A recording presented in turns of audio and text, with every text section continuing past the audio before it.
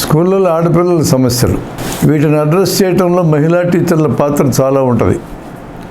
యుక్త వయసు వచ్చిన ఆడపిల్లలు మొట్టమొదట మెన్సెస్ కావడాన్ని అంటే బహిష్టు కావడాన్ని మెనార్కీ అని పిలుస్తారు. విషయం తెలిసిన తల్లి అయితే ఈ మెనార్కీ అనబడే మొదటి మెన్సెస్కి ఆడపిల్లను రెడీ చేయాలి.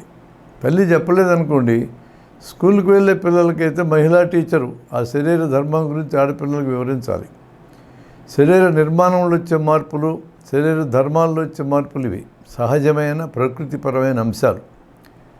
ఒక్కొక్కసారి స్కూల్లో ఉన్నప్పుడే మెనారిక్ అవ్వచ్చు. డైపర్స్ రెడీగా తన దగ్గర ఉండవు, ముందుగా వేసుకొని ఉండరు, డ్రాయర్ వేసుకొని ఉంటారు. కానీ అయినా రక్తం కారి బట్టలు కూడా కావచ్చు. అదొక సహజమైన శరీర ధర్మం కాబట్టి స్కూల్లో ఎల్లప్పుడూ కొన్ని డైపర్స్ ఉంచాలి. ఈ మధ్యకాలంలో ఆంధ్రప్రదేశ్ ప్రభుత్వం వారు ప్రతి స్కూల్కి, ఎదిగిన పిల్లలని ప్రతి స్కూల్కి డైపర్లు కట్టలు పంపించున్నారు. ఇది ఖచ్చితంగా చేయాల్సిన పని. అమ్మాయిని బాత్రూమ్కి వెళ్ళి డైపర్ మార్చుకోమని చెప్పి, అవసరమైతే ఏదైనా సహాయం చేసి బట్టలకు మరకలు ఉంటే అక్కడే కడుక్కొని రమ్మని చెప్పాలి. అలా చేయకుండా మగపిల్లలతో పాటు ఆడపిల్లలు కూడా ఎగతాళిగా మాట్లాడడం, కిసుక్కునవ్వడం చేస్తారు. ఆడపిల్లలు మగపిల్లలు ఎవరు అలా ఎగతాళి చేసినా అది అసభ్య ప్రవర్తనే. ఒక స్కూల్లో టీచరమ్మ ఈ విషయాన్ని గమనించి మగపిల్లల్ని క్లాసులో నిలదీసి, మీ ఇంట్లో మీ అక్కకి మెన్సెస్ డేట్ తెలుసా, మీ అమ్మకు మెన్సెస్ డేట్ తెలుసా, అదొక సహజమైన ప్రకృతి ధర్మమైనప్పుడు దాన్ని ఎగతాళి చేసేది ఏంటి, అవతల వాళ్ళకి చికాకు పరిచేది ఏంటి, అవమానపరిచేది ఏంటి, సరైందని ఇదంతా నిలదీసింది ఆమె. పిల్లలు బేలముఖం వేశారు. ఎవరికీ తెలియదు. ప్రకృతి ధర్మమైనప్పుడు దాన్ని ఎగతాళి చేసేది ఏంటి, చేయకూడదు. అట్లా ఎగతాళంటే అక్కడ ఆగదు. పిల్లలు ఎవరైనా కుంటికాలతో నడిస్తే ఎగతాళి చేస్తారు, నల్లగా ఉంటే ఎగతాళి చేస్తారు. ఎవరైనా తప్పు చెప్తే, టీచర్ అడిగిన ప్రశ్నలకు జవాబులు కానీ తప్పు చెప్తే ఎగతాళి చేస్తారు. అసలు ఎగతాళి చేసేది ఏంటి? అసలు అందరూ కరెక్టే చేస్తారా?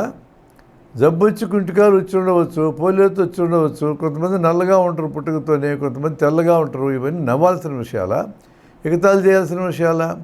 ఏం కల్చర్ నేర్పిస్తున్నాం మనం?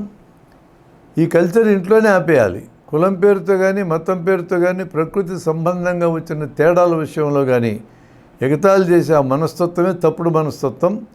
అక్కడ సరిచేయకపోతే స్కూల్లోనైనా సరిచేయాలి. ఆ రకమైన భరోసా మహిళా టీచర్ ఇస్తే ఆడపిల్లలు స్వేచ్ఛగా మాట్లాడగలుగుతారు. మెన్సెస్ అయిన అంటే మెనార్కీ వచ్చిన మొదటి నెలల్లో పీరియడ్స్ రెగ్యులర్గా ఉంటాయి. కడుపు నొప్పి వస్తుంది కొంతమంది పిల్లలకి, ఇంకొంతమందిలో పీరియడ్స్కి ముందు టెన్షన్ వస్తుంది. ఇవన్నీ ఎవరికి చెప్పుకోవాలి? మన స్కూళ్ళల్లో నిన్న మొన్నటి దాకా ఆడపిల్లలకు లిటరల్లీ సరిగా లేవు. ఇప్పుడు నాడు నేడు కార్యక్రమం కింద ప్రతి స్కూల్లోనూ ఆడపిల్లల లిటరల్ సిద్ధం చేశారు. ఇదివరకు లేదు ఇలా. కేవలం బాత్రూమ్ లేని కారణంగా ఇది కూడా బలమైన కారణమే.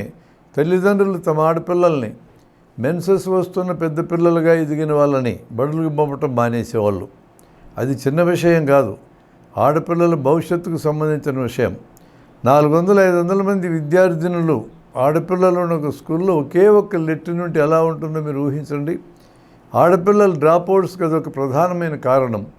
ఇప్పుడు ఆ స్కూల్లో 10 లెట్రిన్లు ఉన్నాయి. అందువల్ల మహిళా టీచర్లు ఆడపిల్లలకు అన్ని రకాలుగా తోడ్పడాలి. ఆ భరోసా టీచర్ల దగ్గర నుంచి రావాలి. వాళ్ళని ఎడ్యుకేట్ చేసేటప్పుడు ఆడపిల్లలనే కాకుండా మగపిల్లలను కూడా ఈ సమస్య గురించి ఎడ్యుకేట్ చేయాలి. ఆడపిల్లలు నిలదొక్కుకోవడం కోసం మగపిల్లలు సహకారం తీసుకోవాలి. మగపిల్లలను సరిగా పెంచడం చేతనైతే ఆడపిల్లల మీద లైంగిక వేధింపులు తగ్గిపోతాయి.